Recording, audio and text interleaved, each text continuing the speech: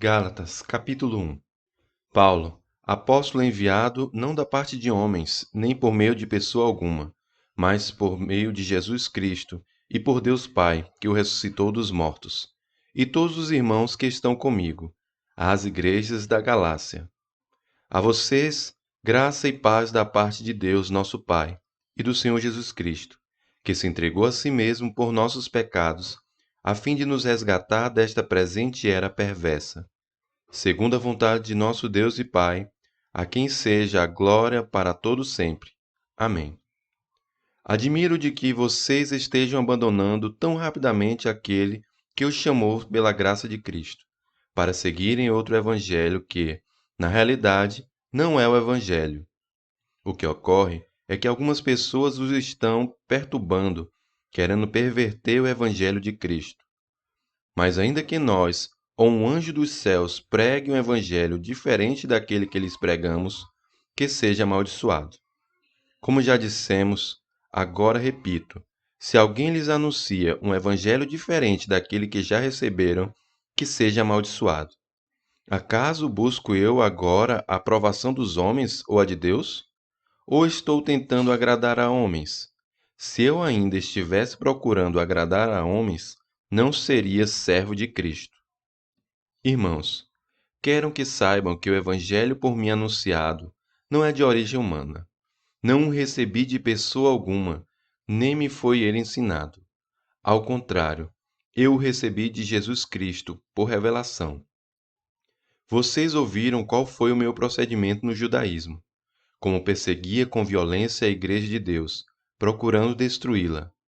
No judaísmo, eu superava a maioria dos judeus de minha idade, e era extremamente zeloso das tradições dos meus antepassados.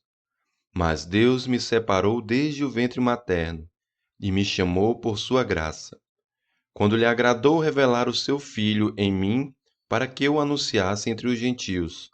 Não consultei pessoa alguma, tampouco subi a Jerusalém para ver os que já eram apóstolos antes de mim, mas de imediato parti para a Arábia e voltei outra vez a Damasco. Depois de 3 anos, subi a Jerusalém para conhecer Pedro pessoalmente, e estive com ele 15 dias. Não vi nenhum dos outros apóstolos, a não ser Tiago, irmão do Senhor.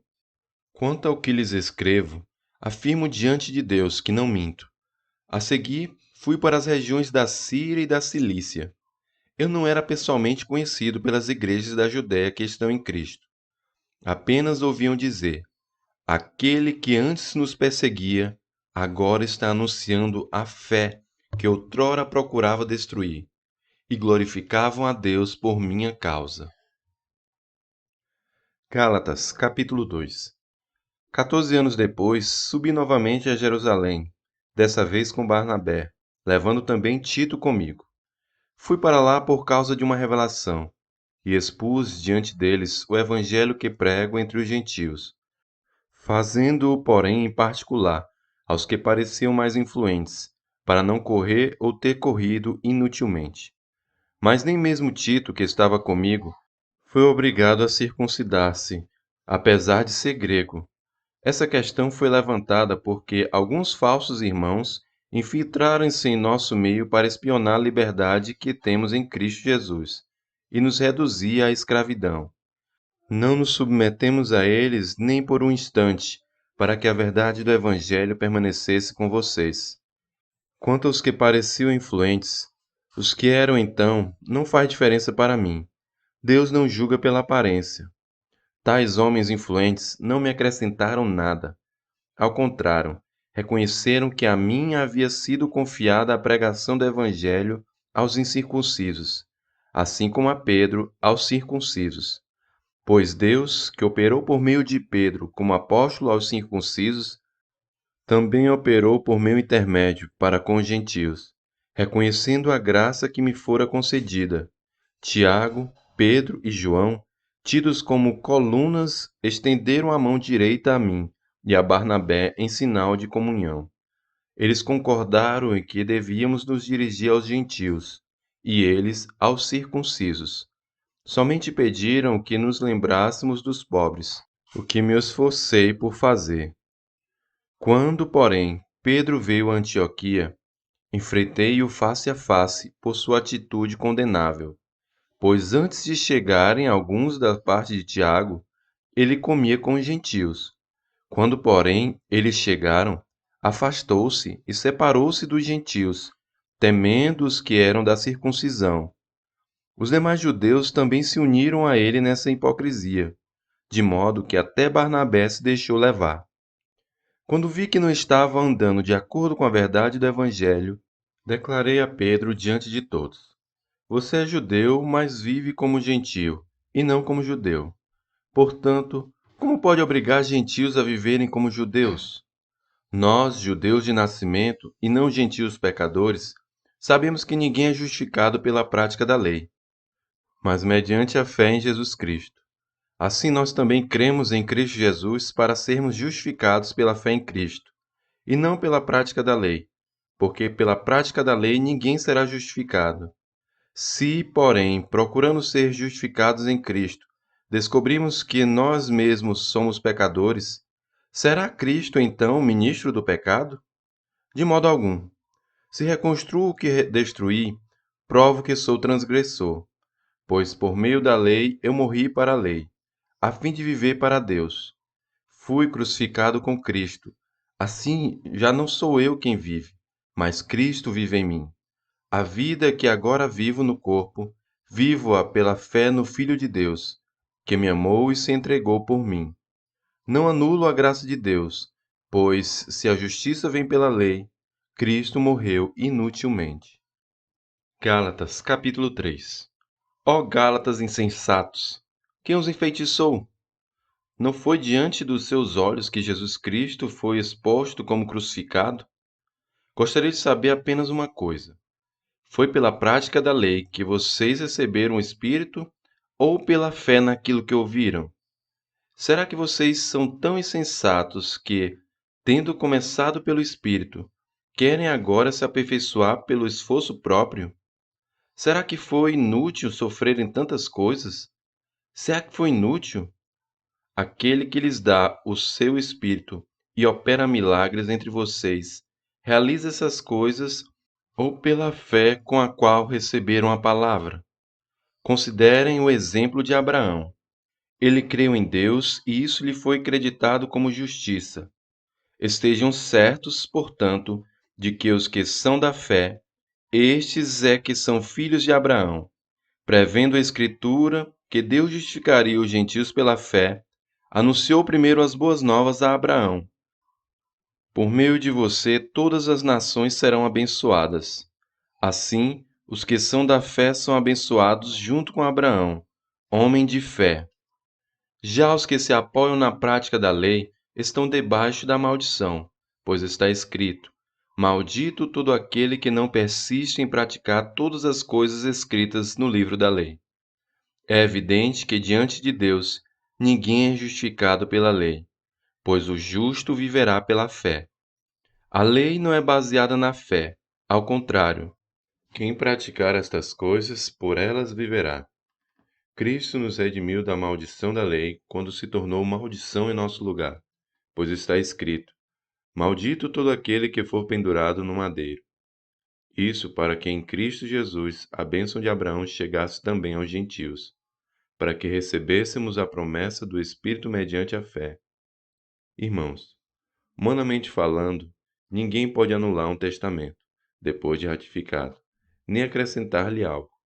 Assim também as promessas foram feitas a Abraão e aos seus descendentes. A Escritura não diz, e aos seus descendentes, como se falando de muitos, mas ao seu descendente, dando a entender que se trata de um só, isto é, Cristo.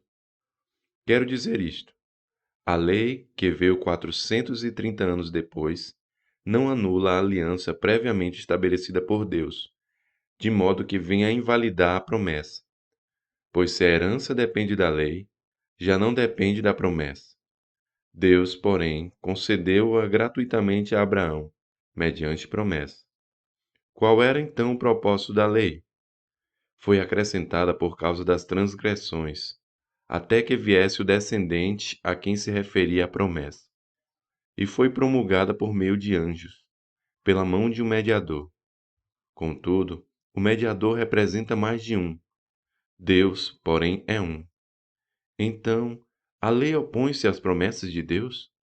De maneira nenhuma, pois se tivesse sido dada uma lei que pudesse conceder vida, certamente a justiça viria da lei.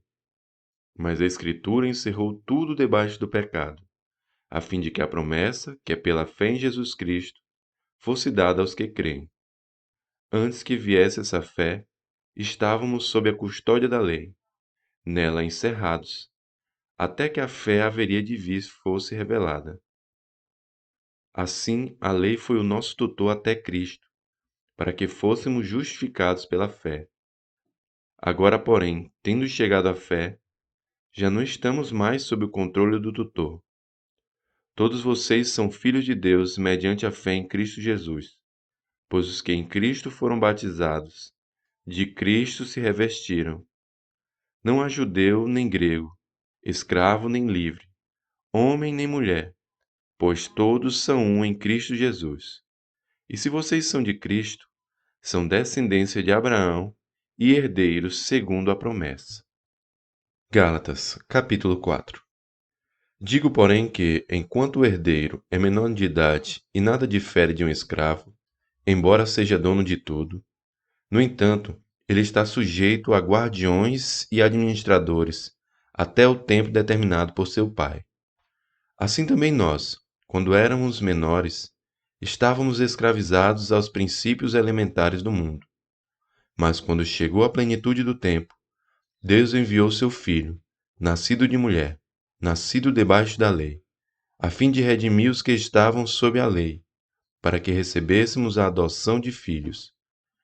E porque vocês são filhos, Deus enviou o Espírito de seu Filho ao coração de vocês. E ele clama: Abba, Pai. Assim você já não é mais escravo, mas filho. E por ser filho, Deus também o tornou herdeiro. Antes, quando vocês não conheciam a Deus, eram escravos daquele que, por natureza, não são deuses. Mas agora, conhecendo a Deus, ou melhor, sendo por ele conhecidos, como é que estão voltando àqueles mesmos princípios elementares, fracos e sem poder? Querem ser escravizados por eles outra vez? Vocês estão observando dias especiais, meses, ocasiões especiais e anos. Temo que os meus esforços por vocês tenham sido inúteis. Eu lhes suplico, irmãos, que se tornem como eu, pois eu me tornei como vocês.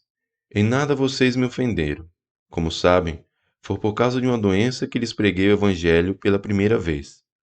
Embora minha doença lhes tenha sido uma provação, vocês não me trataram com desprezo ou desdém. Ao contrário, receberam-me como se eu fosse um anjo de Deus, como o próprio Cristo Jesus. O que aconteceu com a alegria de vocês? Tenho certeza que, se fosse possível, vocês teriam arrancado os próprios olhos para dá-los a mim. Tornei-me inimigo de vocês por lhe dizer a verdade? Os que fazem tanto esforço para agradá-los não agem bem, mas querem isolá-los a fim de que vocês também mostrem zelo por eles. É bom sempre ser zeloso pelo bem, e não apenas quando estou presente. Meus filhos, novamente estou sofrendo dores de parto por sua causa, até que Cristo seja formado em vocês. Eu gostaria de estar com vocês agora e mudar o meu tom de voz, pois estou perplexo quanto a vocês. Digam-me vocês, os que querem estar debaixo da lei, acaso vocês não ouvem a lei?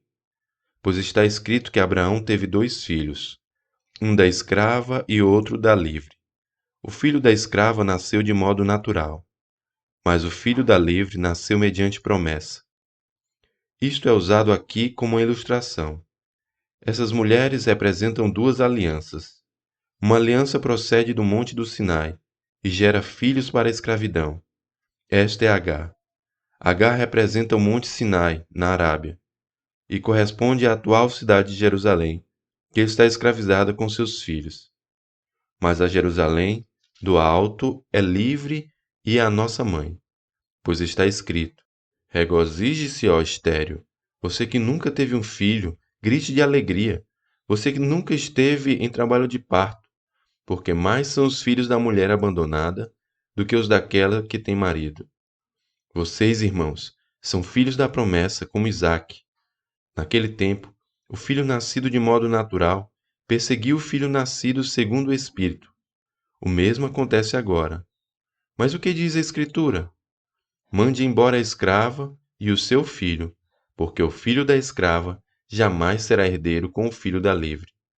Portanto, irmãos, não somos filhos da escrava, mas da livre. Gálatas, capítulo 5. Foi para a liberdade que Cristo nos libertou. Portanto, permaneçam firmes e não se deixem submeter novamente a um jugo de escravidão. Ouçam bem o que eu, Paulo, lhes digo. Caso se deixem circuncidar, Cristo de nada lhes servirá. De novo declaro a todo homem que se deixa circuncidar, que está obrigado a cumprir toda a lei. Vocês que procuram ser justificados pela lei, separam-se de Cristo, caíram da graça, pois é mediante o Espírito que nós aguardamos pela fé a justiça, que é a nossa esperança. Porque em Cristo Jesus, nem circuncisão nem incircuncisão tem efeito algum, mas sim a fé que atua pelo amor. Vocês corriam bem. Quem os impediu de continuar obedecendo à verdade? Tal persuasão não provém daquele que os chama. Um pouco de fermento leveda toda a massa. Estou convencido no Senhor de que vocês não pensarão de nenhum outro modo. Aquele que os perturba, seja quem for, sofrerá condenação. Irmãos, se ainda estou pregando a circuncisão, por que continuo sendo perseguido? Nesse caso, o escândalo da cruz foi removido. Quanto a mim, esses que os perturbam, quem dera que se castrassem. Irmãos, vocês foram chamados para a liberdade, mas não usem a liberdade para dar ocasião à vontade da carne. Ao contrário, sirvam uns aos outros mediante o amor. Toda a lei se resume num só mandamento: ame o seu próximo como a si mesmo. Mas se vocês se mordem e se devoram uns aos outros, cuidado para não se destruírem mutuamente. Por isso digo: vivam pelo Espírito, e de modo nenhum satisfarão os desejos da carne. Pois a carne deseja o que é contrário ao Espírito, e o Espírito o que é contrário à carne. Eles estão em conflito um com o outro, de modo que vocês não fazem o que desejam. Mas se vocês são guiados pelo Espírito, não estão debaixo da lei. Ora, as obras da carne são manifestas: imoralidade sexual, impureza e libertinagem, idolatria e feitiçaria, ódio e discórdia, ciúmes, ira, egoísmo, dissensões, facções e inveja, embriaguez, orgias e coisas semelhantes. Eu os advirto, como antes já os adverti: aqueles que praticam essas coisas não herdarão o reino de Deus. Mas o fruto do Espírito é amor, alegria, paz, paciência, amabilidade, bondade, fidelidade, mansidão e domínio próprio. Contra essas coisas não há lei. Os que pertencem a Cristo Jesus crucificaram a carne, com as suas paixões e os seus desejos. Se vivemos pelo Espírito, andemos também pelo Espírito. Não sejamos presunçosos, provocando uns aos outros e tendo inveja uns dos outros. Gálatas, capítulo 6. Irmãos, se alguém for surpreendido em algum pecado, vocês que são espirituais deverão restaurá-lo com mansidão. Cuide-se, porém, cada um para que também não seja tentado. Levem os fardos pesados uns dos outros, e assim cumpram a lei de Cristo. Se alguém se considera alguma coisa, não sendo nada, engana-se a si mesmo. Cada um examine os próprios atos, e então poderá orgulhar-se de si mesmo, sem se comparar com ninguém, pois cada um deverá levar a própria carga. O que está sendo instruído na palavra, partilhe todas as coisas boas com aquele que o instrui. Não se deixe enganar. De Deus não se zomba, pois o que o homem semear, isso também colherá. Quem semeia para a sua carne, da carne colherá destruição. Mas quem semeia para o Espírito, do Espírito colherá a vida eterna. E não nos cansemos de fazer o bem, pois no tempo próprio colheremos, se não desanimarmos. Portanto, enquanto temos oportunidade, façamos o bem a todos, especialmente aos da família da fé. Vejam com que letras grandes estou lhes escrevendo de próprio punho. Os que desejam causar boa impressão exteriormente, tentando obrigá-los a circuncidarem, agem desse modo apenas para não serem perseguidos por causa da cruz de Cristo. Nem mesmo os que são circuncidados cumprem a lei. Querem, no entanto, que vocês sejam circuncidados, a fim de se gloriarem no corpo de vocês. Quanto a mim, que eu jamais me glorie, a não ser na cruz do nosso Senhor Jesus Cristo, por meio da qual o mundo foi crucificado para mim, e eu para o mundo. De nada vale ser circuncidado ou não. O que importa é ser uma nova criação. Paz e misericórdia estejam sobre todos os que andam conforme essa regra, e também sobre o Israel de Deus. Sem mais, que ninguém me perturbe, pois trago em meu corpo as marcas de Jesus. Irmãos, que a graça de nosso Senhor Jesus Cristo seja com o espírito de vocês. Amém.